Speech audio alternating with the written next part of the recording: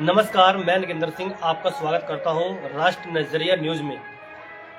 इस वक्त एक ऐसे दो भाइयों की जोड़ी से रूबरू कराने जा रहे हैं जो कि रुद्रपुर से बिलोंग करते हैं और फिल्मी दुनिया में उन्होंने अपना सफ़र जो है तय किया है।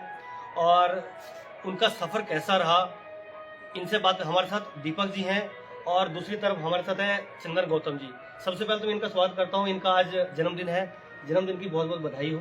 धन्यवाद, बहुत बहुत धन्यवाद राष्ट्रीय नजरिया न्यूज़ को। और इधर इस तरफ हमारे साथ दीपक जी हैं, उनसे बात करेंगे कि जो इस फिल्मी दुनिया का सफ़र कैसे तय हुआ, जो इनका संघर्ष रहा, वो उनसे बात करेंगे। दीपक जी, तो आपका जो सफ़र था कैसा रहा इस फिल्मी दुनिया में? सबसे पहले तो बहुत बहुत धन्यवाद राष्ट्रीय नजरिया न्यूज़ का कि आप लोग मेरे पास आए, और बहुत बहुत धन्यवाद राज भाई। वैसे तो लोग आपको नागेंद्र जी के नाम से जानते हैं, लेकिन आप तो हमारे राज भाई हैं। और दूसरा विशेष रूप से जो धन्यवाद है वो अमन भाई का है, जो राष्ट्रीय नजरिया न्यूज़ के संपादक हैं। और विशेष रूप से मैं पहले आप लोग को बधाई नहीं दे पाया हूँ राष्ट्रीय नजरिया न्यूज़ के ओपनिंग की। बहुत बहुत आप लोग को बधाई, जो कि लेट है।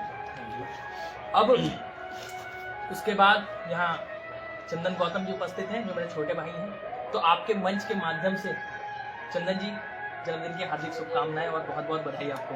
Thank you so much. आपने जैसे कहा कि शुरुआत कहाँ से हुई, तो शुरुआत हम रुद्रपुर में ही, क्योंकि होम टाउन मेरा रुद्रपुर है और हम रुद्रपुर में ही अभी भी उपस्थित हैं। तो रुद्रपुर से ही शुरुआत हुई। पहली बार क्लास 9th में था, तो मुझको लगा कि इस फील्ड में हमें काम करना चाहिए, क्योंकि टीवी सीरियल देखने का बहुत ज़्यादा शौकीन थे।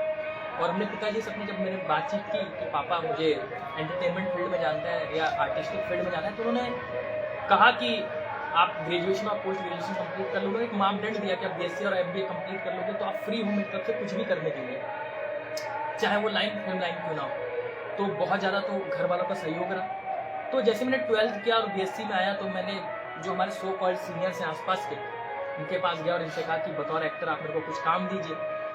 तो वो हाँ तो करते थे, लेकिन जैसा आपको भी पता है, आप भी इस लाइन से ही, आपने भी काफ़ी समय मुंबई में रहे, कि लोग हाँ करने में देर नहीं लगाते हैं, लेकिन वो उम्मीद इतनी बड़ी हो जाती है कि उम्मीद 5 साल 10 साल में कन्वर्ट हो जाती है। तो मेरे को वो नहीं बनना था। और मैं इंटरव्यूज़ बहुत देखता था स्ट्रगलर्स का, तो उसमें भी यही था कि हमें 5 साल पहले ऐसा कहा गया लेकिन हुआ नहीं, तो वो मैं नहीं बनना चाहता था। फिर हमारा एक चैनल फिल्मी चाणक्य की शुरुआत हुई 2020 में लॉकडाउन में। और लॉकडाउन लोगों के लिए चाहे जो भी रहा हो, मेरे लिए तो बहुत अच्छा रहा और मेरे भाई के लिए, कि हमने फिल्मी चाणक्य की शुरुआत की और पॉडकास्ट करने लगे। और पॉडकास्ट करने से जो हमें लोग मिले, फिल्म लाइन के रिलेटेड जो लोग मिले, उनके माध्यम से मिलकर एक हमने कंपनी शुरुआत की, इसका नाम था टीएलवी फिल्म्स। और हमने शुरुआत की अपने सैमसंग गैलेक्सी J2, क्योंकि हमें कैमरे का रेंट देने के लिए पैसा नहीं होता था। तो सैमसंग गैलेक्सी J2, क्योंकि मैंने जब पढ़ाई कंप्लीट की तो मेरे मम्मी के द्वारा कहने पर पापा ने दिलवाया था, तो सैमसंग गैलेक्सी J2 से हमने शॉर्ट फिल्मों की शुरुआत की। सबसे पहली शॉर्ट फिल्म थी स्मैकिया, जो स्कूल के दोस्तों के साथ हमने, और भी कई लोग थे जिनका मैं शायद नाम भी मेरे को पता नहीं, क्योंकि इसकी स्टोरी में भूल गया, बहुत पुरानी बात हो गई है। तो इसमें किया, और उसके बाद लव का दी एंड रिटर्न। और पहली बार जब मैं कैमरा मिला तो वो मिला कौन है वो के माध्यम से। और उसके बाद तो डीएम साहिबा हुई, फिर सक्सेना जी हुई। तो इस तरीके से 70-80 शॉर्ट फिल्में हमने कब कर ली हमें पता नहीं चला। मेरे ख्याल से 70+ short film, 20 music video, 4 commercial ad और एक फीचर फिल्म हमने बनाई थी एनजीओ, जो MX प्लेयर और हंगामा पे स्ट्रीमिंग हुई थी, और वर्तमान में वोडाफोन और एयरटेल एक्सट्रीम ऐप पे स्ट्रीमिंग हो रही है। उसके बाद हम यहाँ से निकले और फिर पहुँच गए मुंबई। तो जब हम मुंबई पहुँचे तो वहाँ सफ़र शुरू हुआ। तो ये जो सारी फिल्में थी ये यहाँ पर ही थी? जी, उत्तराखंड में रहते हुए, रुद्रपुर रहते हुए, उत्तराखंड की हसीन वादियों को कैप्चर करते हुए, नैनीताल, भीमताल, भवाली, मुक्तेश्वर, काठगोदाम, रुद्रपुर, कालीनगर, दिनेशपुर, चंडीपुर, ये सब मिला के हमने 70+ शॉर्ट फिल्म्स की, जिसमें से 10 शॉर्ट फिल्म्स ने फिल्म फेस्टिवल में अवार्ड जीता, जिसमें से 6 शॉर्ट फिल्म्स मेरी ऐसी थी जिन्होंने इंटरनेशनली अवार्ड जीता। और इंटरनेशनली उन्होंने अवार्ड जीता, मतलब कि कई देशों को मिलाकर। और फिर उसके बाद एनजीओ और अब वर्तमान में। तो हमारे साथ चंदन जी से बात करेंगे कि इनका जो जिस तरीके से ये फिल्मी लाइन में है। तो चंदन जी, आप फिल्म लाइन में क्या सोच के आपने अपने भाई के साथ कैसे कदम रखा कि फिल्म में क्या आपको रोल करना है, या आपको किस काम को लेकर के आप इस लाइन में आए?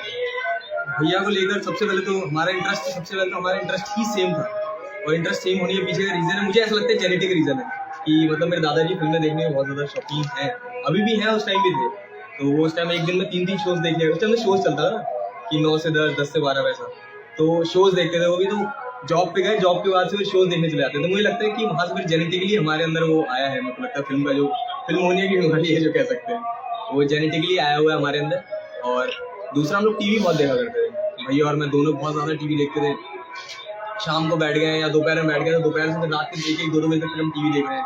जब मैं 7th-8th में हुआ करता था, या उससे भी छोटी क्लास में मेरे को लगता हुआ करता था, भैया 9-10 में होंगे, मैं उससे भी छोटी क्लास में था। तो उस टाइम हम लोग टीवी बहुत देखते थे, और उसके बाद फिर धीरे धीरे फिर इंटरेस्ट वहीं से पैदा होने लगे कि अच्छा ठीक है, एक्टर कोई चीज़ होती है, डायरेक्टर कोई चीज़ होती है, सारी चीज़ें पता लगने लगी वहाँ से धीरे धीरे कि अच्छा अब इस फील्ड में जाना है, ये फील्ड ज़्यादा इंटरेस्टिंग है। और सबसे पहला डिसीजन भैया ने लिया था कि इस फील्ड में जाना है, और उन्होंने ही मम्मी पापा को बताया सबसे पहले कि मतलब मुझे एक्टर बनना है और ऐसा ऐसा ऐसा है। और फिर मेरा भी इंटरेस्ट फिर वहीं से आ गया था पीछे पीछे, फिर वहाँ से मैं भी इस लाइन में आ गया। और आप जैसे पूछ रहे हैं कि सबसे पहले क्या बनने निकले हुए थे, तो सबसे पहले बनने तो भैया और मैं दोनों एक्टर ही निकले थे। और उसके बाद फिर जब मैं अपना पाथ ढूंढते ढूंढते कि कहाँ क्या करें क्या नहीं करें, फिर एक्टिंग में तो देखो हमारे देश में एक्टिंग में काम मिलना बहुत मुश्किल है, और खास करके जो मेल एक्टर्स हैं उनके पास काम नहीं होता है हमारे पास। तो फिर एक्टिंग को अपना जरिया मतलब ऐसा क्योंकि मुश्किल है कि मिलना मुश्किल है, और मेल्स को क्यों, मतलब फीमेल्स को मिल जाता है काम? फीमेल्स को उनको भी ऐसा, उनके लिए भी स्ट्रगल है, ऐसा नहीं है उनके लिए स्ट्रगल नहीं है, लेकिन फीमेल्स कम है इस इंडस्ट्री में। और ये मतलब मेल डोमिनेटिंग इंडस्ट्री है बहुत ज़्यादा, जो डोमिनेट कर रखा है इस इंडस्ट्री में मेल्स ने कर रखा है।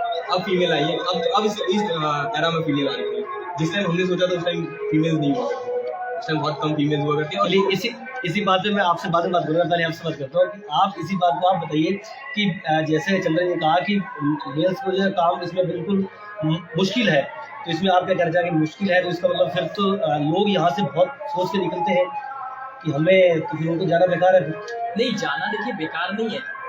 चंदन ने बहुत एक स्पष्ट बात कही कि मेल डोमिनेटिंग इंडस्ट्री है, मतलब जो ऑलरेडी वहाँ पे लोग बैठे हैं वो नए लोगों पर एंट्री नहीं चाहते हैं। और मुंबई अगर 10 लड़के जाते हैं संघर्ष करने ना, तो लड़कियां सिर्फ 2 जाती हैं। तो जहाँ 10 और 2 का रेशियो रहेगा तो 2 को काम मिलना आसान होगा, लेकिन वहाँ भी तो सिर्फ 2 ही लड़कों को काम मिलेगा ना, तो 8 लड़के तो निराश होकर घर लौटेंगे। और उन 8 लड़कों में भी ऐसा हो सकता है कि सारे लोगों का ध्येय और जो लक्ष्य है उतना अडिग ना हो जितना अडिग होना चाहिए। जिनका अडिग होता है वो तो सक्सेसफुल हो ही जाते हैं ना। तो ये है, तो मेल डोमिनेटिंग इंडस्ट्री है। और लड़कियों के पास और भी बहुत सारे रास्ते होते हैं जिनके माध्यम से ऊपर तक पहुंच जाते हैं, लड़कों के पास वो रास्ते नहीं है, वो आप समझ रहे हैं। मतलब एक्टिंग लाइन में जो मुश्किल है जी, लेकिन एक्टिंग लाइन को छोड़ के जी बहुत सारे काम है फिल्म में, तो वो आसान है। हाँ, मतलब एक्टिंग से तो आसान है। मतलब अगर मेरे को डायरेक्टर बनना है तो मैं पहले असिस्टेंट भी लग जाऊँगा, TCR एडी हो सकता हूँ, कॉस्ट्यूम एडी हो सकता हूँ, या कुछ भी।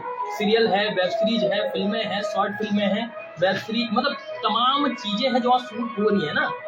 तो आपको डायरेक्टर बनना आसान है, आप असिस्टेंट बनिए, असिस्टेंट के बाद कोई ना कोई प्रोड्यूसर मिल ही जाता है, फिर आप उसको कन्विंस कीजिए और आप बड़ी फिल्म नहीं बना पाएंगे, लेकिन शॉर्ट फिल्मों का एक डायरेक्टर बन सकते हैं, है ना, राइटर बन सकते हैं। लेकिन वहाँ अगर एक्टर को देखा जाए तो एक्टर का संघर्ष मुझको मतलब बड़ा लगता है, ऐसा पर्सनली मेरा मानना है, बाकी मुझको नहीं पता, लेकिन मेरे लिए पर्सनली मुझको बड़ा लगता है एक्टरों का संघर्ष डायरेक्टर, राइटर, क्रिएटिव और जितने DOP से इन सबके मुकाबले।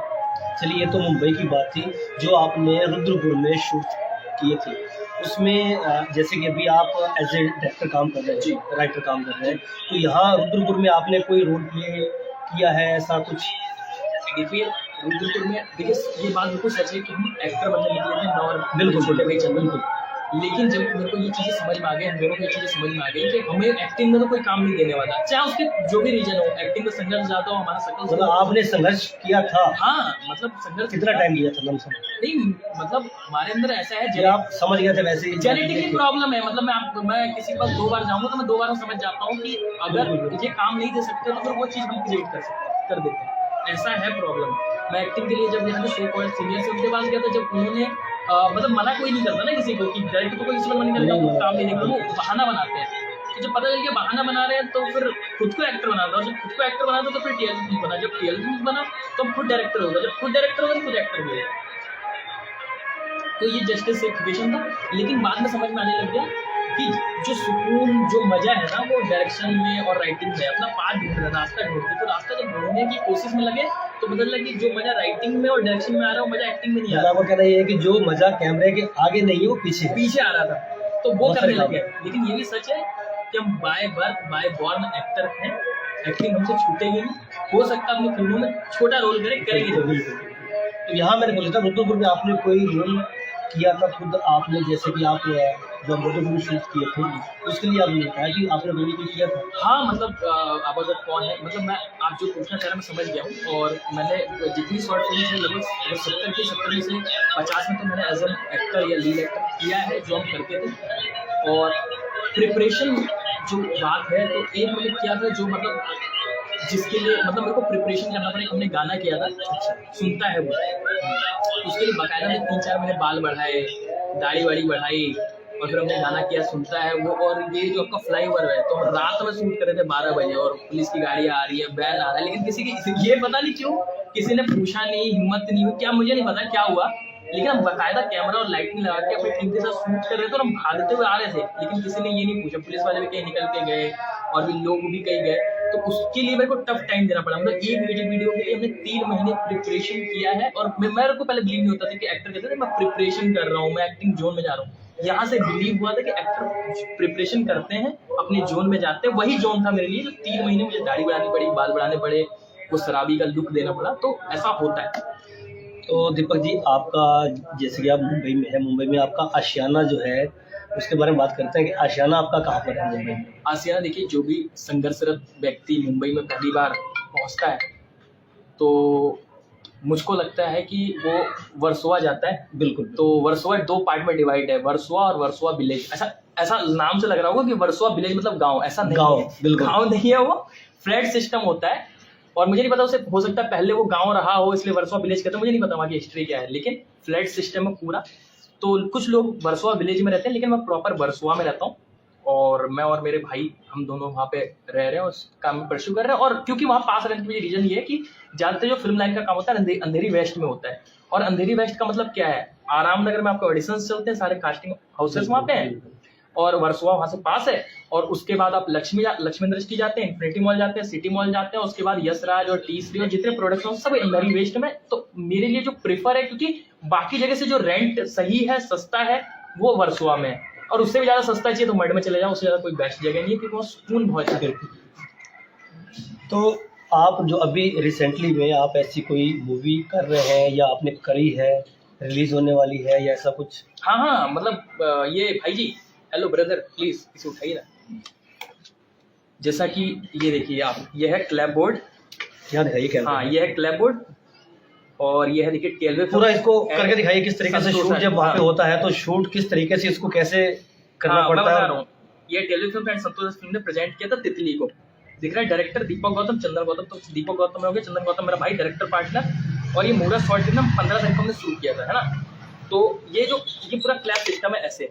बाकी मैं कहता हूँ चंदन एक बार डिटेल में डिफाइन कर दो थोड़ा सा क्लैप को। हाँ, अगर क्लैप को देखा जाए तो इसको बेसिकली हम यूज करते थे, क्लैप को हम बेसिकली यूज करते थे ताकि एडिटर के पॉइंट ऑफ व्यू से, कि जब एडिटर इसको एडिट करे तो वो साउंड अच्छे से मैच कर पाए, और साथ ही में उसको सीन पता चल पाए जल्दी, क्योंकि एडिटिंग के लिए टाइम इतना नहीं होता है, क्योंकि एडिटिंग टाइम बहुत ज्यादा लगता है। तो सीन उसको पता चल जाए और शॉट पता चल जाए कि टेक ओके है कि टेक ओके नहीं है, और कौन सा सीन और कौन सा शॉट है। बेसिक इसका रीजन ही होता था। तो जैसे अगर क्लैप को हम ऐसे करते हैं ना, इससे जो साउंड प्रोड्यूस होता है, तो जब वो साउंड लेवल वहाँ दिखता है तो वहाँ पे ग्राफ ऐसा बना हुआ था एडिटिंग टेबल पे, कि वहाँ पे जो ग्राफ दिखता है, और उसका जो साउंड का ग्राफ होता है, जो साउंड अलग से साउंड अलग से रिकॉर्ड किया जाता है। तो कैमरे से रिकॉर्डेड साउंड और जो ऑडियो अलग से रिकॉर्ड किया है, उसके लेवल को मैच करने के लिए अगर वो लेवल वहाँ दिख जाता है कि हाँ दोनों एक साउंड एक साथ आ रहा है, तो उसके ऊपर एक लेयर पर रख दिया और वो साउंड इजीली मैच हो गया। तो एडिटर की इजी करने के लिए एडिटर की एडिटिंग को तब ये क्लैप का यूज किया जाता है, और वहाँ पे दिख जाता है ऊपर ही कि सीन नंबर कौन सा है, शॉट नंबर कौन सा, टेक ओके है कि ओके नहीं है, टेक नंबर कौन सा है, तो उसको लगाना है कि नहीं लगाना है। तो जस्ट एडिटर के वो पॉइंट ऑफ व्यू, मतलब ये इजी है ऐड करने के लिए। हाँ, एडिट के लिए फिर ये इजी हो जाता है। मतलब देखिए, जब आप डायरेक्शन पॉइंट ऑफ व्यू से या डायरेक्शन फील्ड में वहां जाते हैं ना, सबसे पहले आपको TCR AD का जॉब मिलता है। और सबसे अच्छी जॉब ये भी है क्योंकि यहाँ से अर्निंग शुरू हो जाता है हाँ। असिस्टेंट डायरेक्टर के लिए। तो कितना इसका पर डे का कितना मतलब रहता होगा? 1000 रुपए से 1500 रुपए मिल जाता होगा अच्छा प्रोडक्शन हाउस में। तो एज ए टीसीआर एडी काम किया है ना। ये रिश्ता क्या कहलाता है, मैंने एक सीरियल किया था स्टार प्लस के लिए। तो शुरुआत में हम यहाँ के स्टार थे ना, मुंबई के स्टार नहीं थे। तो शुरुआती संघर्ष के दिनों में मैंने 2 जगह एज ये क्लैप एडी भी काम किया और टीसीआर एडी भी किया। तो टीसीआर एडी और क्लैप एडी मिलना आसान है, क्योंकि उसके लिए तजुर्बे की जरूरत नहीं होती है। वो तो एक बार गाँव जाओगे बता देंगे, आप ऐसा करते रहिए। तो ये जो क्लैप एडी है इसको भी 1000-1500 रुपए पर डे मैंने क्या किया है। ये रिश्ता क्या कहलाता है के लिए और श्रावणी सीरियल के लिए। तो ये मैं थोड़ा सा आसान है काम, तो ये सीख लो। तो मुझे लगता है अभी भी सीरियल में ही चल रहा है। सीरियल में वर्क करता है बिकॉज सीरियल में जल्दी एडिटिंग करनी होती है। फिल्मों में वर्क कम कर रहा है बिकॉज वो डिजिटल हो गया ना सारा, तो इतना यूज नहीं रहेगा इसका। तो दीपक जी ये बताइए, जो आज की युवा पीढ़ी है जी, जैसे कि यहाँ से बहुत सारे सोच रखते हैं अभी भी कि हमें एक्टर बनना है जी, और उनको आप संदेश क्या देना चाहोगे कि बहुत लोगों के मन में रहता है कि हमें मुंबई जाना चाहिए, अगर वो जाएं भी तो उनको क्या संदेश देना चाहोगे, किस तरीके से उनको जाना चाहिए जो उनके लिए आसान रहे? देखिए भाई, सबसे पहला सिर्फ फिल्म इंडस्ट्री नहीं, कोई सी भी इंडस्ट्री, उसमें सबसे पहले तो अपने दिमाग में बैठा लीजिए कि जो भी आपका लक्ष्य है, जो भी आपका ध्येय है, टारगेट है, वो बिल्कुल सेट होना चाहिए। लोग बोलते हैं ऑप्शन बी होना चाहिए, मेरा सिर्फ एक ही मानना, ऑप्शन ए और ऑप्शन बी दोनों एक ही होना चाहिए, चाहे कुछ भी हो, चाहे आप कुछ बनना चाहते हो। जब आपके पास ऑप्शन ए वो रहेगा तो ऑप्शन ए से जब डगमगाए तो ऑप्शन बी भी आपके पास वही है। तो आपको पता है कि उसके अलावा आपको ना कुछ आता है ना कुछ कर सकते। आप अपनी शादी के बारे में बताइए कि आपकी शादी हो चुकी है या अभी नहीं हुई है? इट्स कॉम्प्लिकेटेड सवाल है, लेकिन आज तक मैंने नहीं बोला था, और ये लोग बहुत सारे लोग जानना भी चाहते हैं। जरूरी भी है, और मतलब मैं अब झूठ नहीं बोलूंगा, ये बिल्कुल फैक्टफुल है कि आई एम मैरिड और मैं शादीशुदा हूँ। ये बोला था। और मतलब ये बात बहुत दिन से थी, सब असमंजस में थे और लोग पूछते थे, मैं बोलता था इट्स कॉम्प्लिकेटेड, लेकिन right now I am married, और मैं जिनके साथ मैरिड हूँ उनका नाम है एनी गौतम, बिकॉज हमारी टीममेट भी हो, सब जानते हैं उनको, मेरे को लगता है। तो जो आपकी लाइफ पार्टनर है वो इसी फिल्मी दुनिया से जुड़ी हुई है या वो इनसे हटके हैं? नहीं, वो पहले जब हम लोग मिले थे तो उस समय मेरे दिमाग में तो ये था कि मुझको ये करना, उस समय उनके दिमाग में ये नहीं था। और वो इस समय इसी फील्ड में है, वो एक्ट्रेस हैं, उन्होंने लगभग 70 से ज़्यादा शॉर्ट फिल्म्स की हैं। एनजीओ में वो थी, थोड़ी सी हेल्थ इश्यूज़ के कारण वो तितली में नहीं आ पाई हैं, और भविष्य में भी बहुत सारी फिल्मों में, शॉर्ट फिल्म में, म्यूजिक वीडियोस में वो दिखेंगी, इससे पहले वो दिखती रही हैं। तो इतना सा है। और ये बात भी सच है कि मैं खुद तो डायरेक्टर बनना चाहता था अपने एक्टर बनने के लिए, लेकिन उन्होंने अपने आप को एज एन एक्ट्रेस लॉन्च करने के लिए भी मुझे डायरेक्टर बनाया है, पुश कर करके। क्योंकि मैं उस समय जिन डायरेक्टर को अप्रोच कर रहा था तो उन्होंने मुझसे कुछ सर्टेन अमाउंट मांगा था। उन्होंने बोला कि मैं डायरेक्टर तो कर दूंगा, लेकिन इसे प्रोड्यूस कौन करेगा, प्रोड्यूस के लिए पैसा कौन लगाएगा। तो उन्होंने मुझे बोला कि जब उसको ही पैसा देना है तो तुम खुद ही बन जाओ डायरेक्टर। और इतना तो वो जानते थे कि मुझे नॉलेज है। तो फिर हमारा एक टीम बना, टेलो फिल्म्स बना, चंदन, मैं, वो, और हम लोगों ने काफ़ी संघर्ष किया। जितना मैं और चंदन इस कंपनी को खड़ा करने में हम लोग जिम्मेदार हैं, उतना ही बराबरी के जिम्मेदार वो भी हैं। वो हमेशा पुश करते रहती है, मोटिवेट करते रहती हैं, और मैं कहीं डिगमगाता हूँ तो आगे खड़ी हो जाती है कि नहीं ये करना है। तो जितना अहम रोल, हम फाउंडर मेंबर में 2 लोगों का नाम आता है, लेकिन वो बोलते हैं साइलेंट फाउंडर, तो साइलेंट फाउंडर है जिनका नाम भले ना आए, लेकिन टेलो फिल्म्स बनाने में उनका बहुत बड़ा योगदान। तो इसका मतलब इसको तो अरेंज मैरिज तो कह ही नहीं सकते, कहने नहीं चाहेंगे, क्योंकि जब आपने इतनी बड़ी बात बता दी है कि साथ में काम भी करा है, तो इसका मतलब आपकी लव मैरिज है। आज सारी पोल खुलवा के रहेंगे अमन भाई, राष्ट्रीय नजरिया न्यूज आज सारी पोल खुलवा के रहेगा। हाँ, ये बात सच है, मेरी लव मैरिज हुई थी और हम लोग लगभग 1.5 साल रिलेशनशिप में रहे, और उसके बाद मेरे को लगता है 2017 में से मैं मैरिड हूँ, और लगभग 3 साल ये बात किसी को पता नहीं चली, और 4-5 साल पता नहीं चली, फिर 1-2 लोगों को पता चलना शुरू हुआ। तो फिर मैंने उस समय अवॉइड किया, क्योंकि हमारा जो लाइन है, जो हमारा काम है, उसमें मैं ये एक्सेप्ट कर पाना भी ना, क्योंकि मैं एज में बहुत छोटा हूँ, आज भी 25 साल का हूँ, तो ये एक्सेप्ट कर पाना कि मैं 18 साल में शादीशुदा था, मतलब आप समझ रहे हैं। लेकिन आज परिस्थितियाँ कुछ और हैं, क्योंकि मैं दूसरी फिल्म बना चुका हूँ, तीसरी की तैयारी कर रहा हूँ, और घर में सब कुछ चकाचक और मस्त चल रहा है, घर वाले सब खुश हैं, रिश्तेदार सब खुश हैं, खुश हैं, और मैं तो बहुत खुश हूँ। इस लाइन में आए हुए आपको कितने वर्ष हो गए हैं? 2020 लॉकडाउन में फिल्म चाणक्य शुरू हुआ, 2021 से हमने शुरुआत। नहीं, उससे पहले रुद्रपुर में काम किया था या नहीं? 2020 से स्टार्ट करा? 2020 से हमने फिल्म चाणक्य शुरू किया पॉडकास्ट करना, 2021 से हम टेली फिल्म शुरू कर दिया, तो 2021 से एक्टिव हम लोग। इतनी जल्दी इतनी फिल्में, इतना अच्छा सफर कैसे तय कर लिया? मतलब मुझको नहीं पता, मतलब चंदन गौतम, एनी गौतम और मेरे माता पिता का सहयोग, दोस्तों का सहयोग और फिल्मी चाणक्य से जो भी लोग जुड़े, उन सभी तमाम लोगों का सहयोग है जो मुझको ये लेकर आया है। कुछ लोग की और मैं बात कर दूं, सबहात हुसैन खान एक जज साहब है हमारे, उनका भी बहुत बड़ा योगदान रहा है हमारे पूरे सफ़र में। पूर्व जज रहे हैं 2021 में रिटायर हुए। और अशोक सिंह चंदोक डॉक्टर साहब लखनऊ, उनका सहयोग रहा। बहुत सारे लोगों का सहयोग है, कुछ सहयोग जो चंदन बता देंगे तो आप। चंदन जी, आप भी कुछ बताइए, आप कुछ बताना चाहते हैं? बहुत मन में लड्डू फूट रहे हैं आपके, ही बताइए कुछ। लड्डू क्या फूट रहे हैं, आज खुलासा हो गया भैया का।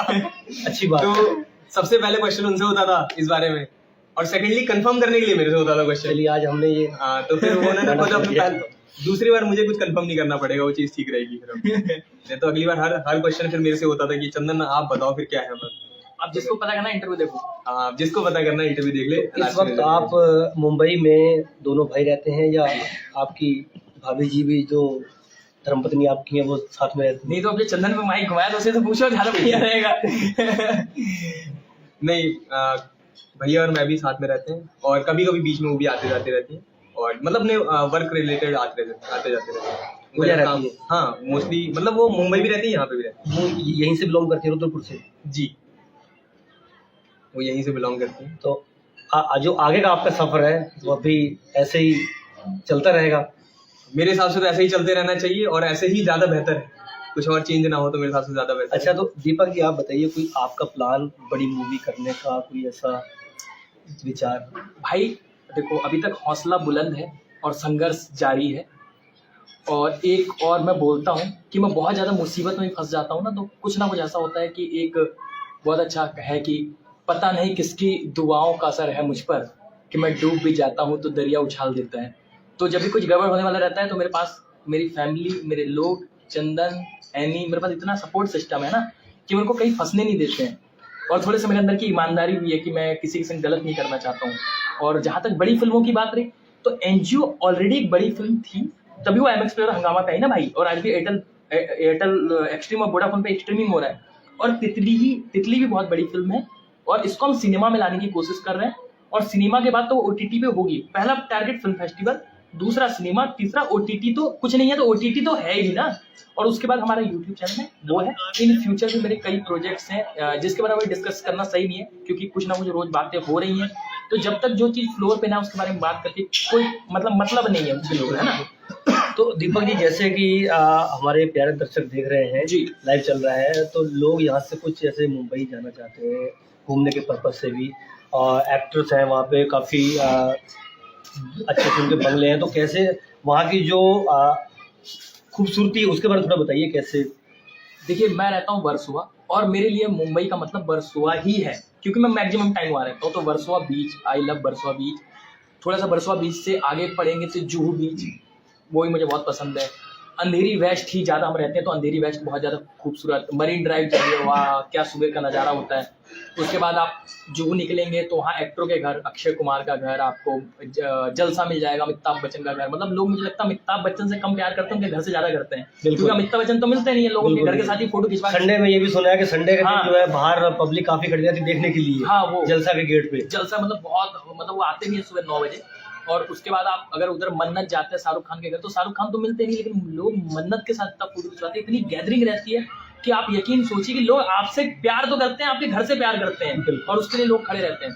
और फिर मुंबई में आप किसी भी गली में चले जाइए, किसी ना किसी एक्टर, किसी ना किसी राइटर, किसी ना किसी प्रोड्यूसर और चैनल क्रिएटिव, सबका घर, और सारे एक्टरों का घर है। तो वहाँ तो एक आम बात है ना एक्टर की, कोई एक्टर निकल भी गया तो वो एक आम है। बिल्कुल बिल्कुल। अच्छा दीपक जी, जैसे कि 2020 से पहले अगर कोई फिल्मी दुनिया में जाना चाहता है, तो उनके पास ना एक कार्ड बनता है वहाँ पे, तो उसके बिना एक, जैसे कि गोरेगांव फिल्म सिटी है, वहाँ पे एंट्री नहीं है। हाँ। तो अभी भी वहाँ पे वहाँ का क्या माहौल है कि जो कार्ड, शिवसेना हो गया, मनसा हो गया, कंबाइन हो गया, 3-4 ऐसे कार्ड, तो अभी कार्ड के बिना एंट्री वहाँ पे है या नहीं है? आपको ऐसा कुछ? देखिए, उसको बोलते थे आर्टिस्ट कार्ड, या टेक्निकल टीम कार्ड होती थी। Assistant director card, writer card, producer card, production manager card. मैं पिछले 2 साल से मुंबई में हूँ, बिल्कुल चंदन जी भी। मुझे तो कभी देखिए कार्ड की जरूरत महसूस नहीं हुई। और पहले के टाइम पे ऐसा था कि इन लोगों का एक दबदबा था, जो यूनियन या एसोसिएशन थे। अब ऐसा कोई दबदबा नहीं है, अब आज़ादी है। एक्टर भी जा रहे हैं, वो शूट कर रहे हैं। मैंने बतौर एक्टर भी वहाँ काम किया है, मतलब अच्छे अच्छे चैनल्स के लिए काम किया है। गोरेगांव फिल्म सिटी में गए हैं आप? गोरेगांव फिल्म सिटी में गया हूँ, वहाँ रोकते हैं, गेट पे रोकते हैं, आप जाओगे आपको रोकेंगे। लेकिन अगर आपने बोला कि जैसे मुझे इस सेट पे जाना है, तो अगर वो आपके चेहरे से कंफर्म हुए कि हाँ ठीक है लड़का जा रहा है, जाने दो। अगर उनको थोड़ा संदिग्ध जैसा महसूस हुआ या आप बिल्कुल नए लगे, तो कहते हैं किस प्रोडक्शन में जा रहे हो, प्रोडक्शन मैनेजर से हमारी बात करा। हमने प्रोडक्शन मैनेजर को फोन कर दिया, तो प्रोडक्शन मैनेजर बोले कि हाँ इस सेट पे आ रहे हैं या इस बंगलों में आ रहे हैं, तो बात खत्म हो जाती है वहाँ। तो ऐसा आपका कहने का मतलब वही है कि अगर या तो जो अंदर बंदा आपका सेट पे है कोई, हाँ वो कंफर्म करे, हाँ उनसे बात मतलब, या आप रेगुलर जा रहे हैं तो उनको पता चली जाता है कि ये काम करता ही है, तो वो कुछ है नहीं। और आप उनको बेवकूफ नहीं बना सकते। आपने कहा कि जैसे वहां पे प्राइम फोकस है कोई, मतलब एक स्टूडियो है, तो आपने कहा कि मैं प्राइम फोकस में जा रहा हूँ शूट करने। भाई साहब आप उनको बेवकूफ इसलिए नहीं बना सकते कि प्राइम फोकस में जिस दिन शूट होता है तो ऑलरेडी उनके पास लिखा होता है कि आज प्राइम फोकस में इस चीज की शूटिंग चल रही है, तो वो मिला लेते हो, पूछते प्राइम फोकस में शूट चल रहा है। आपने बोला कपिल शर्मा शूट चल रहा है, कपिल शर्मा शो का, तो वहाँ लिखा होता है एंट्री के कपिल शर्मा शो का शॉट 7 से 11 है, और वहाँ ऑलरेडी प्रोडक्शन मैनेजर का नाम या टीम का नाम लिखा है। अब आप किसी और का नाम लेंगे तो आप पकड़े जाओगे ना तुरंत। बिल्कुल जेनुइन आदमी का नाम लोगे, वो तुरंत देख लेते कि क्या आपने बोला सपोज कि परवीन, तो उन्होंने देखा परवीन, तो उनका प्रोडक्शन मैनेजर किया परवीन, तो समझ गए कि इसका मतलब इससे नॉलेज है तभी बोल रहे हो, तो वो उतना समझ जाते हैं। और आप हेजिटेट होंगे तो वो कंफर्म करवाएंगे, फिर वो चीजें होती है, फिर वो। चलिए दीपक जी, कोई आपकी और बात अपने मन से कुछ कहना चाहते हो? फिलहाल टाइम भी काफी हो चुका है, और कुछ आप कहना चाहते हैं? मन से क्या, लगे रहो, काम करते रहो और आगे बढ़ते रहो, बस इतना ही है। तो आप देख रहे थे, हमारे साथ दीपक जी थे, चंदन जी थे। ऐसे ही और भी शख्सियत से आपको मिलाते रहेंगे, तो आप ऐसे ही बन रहिए राष्ट्र नजरिया न्यूज़ के साथ। मैं नगेंद्र सिंह, धन्यवाद, नमस्कार, जय हिंद।